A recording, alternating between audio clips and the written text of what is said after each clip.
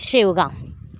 शेवगा ही एक अशी वनस्पती आहे, ती आयुर्वेदिक आहे. त्याच्या पानांचा हा उपयोग भाजीसाठी केला जातो.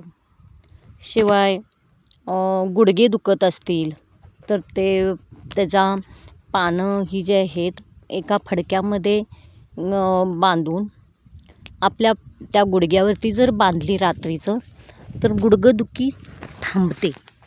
आणि दुसरी गोष्ट म्हणजे शेवग्याच्या शेंगा ह्या प्रत्येकाने आपल्या जेवणात खाल्ल्या पाहिजेत. कारण शेवगा खाल्ल्याने आपली जी ठिसूळ झालेली हाडं आहेत ती मजबूत होतात. हाताची पायाची जी मनगट वगैरे दुखतात ना, गुडघेदुखी खोपरदुखी ही जी आहे ही शेवग्यामुळे थांबते. सांधीवात आमवात ह्यांच्यासाठी सुद्धा हा शेवगा फार फायदेशीर आहे.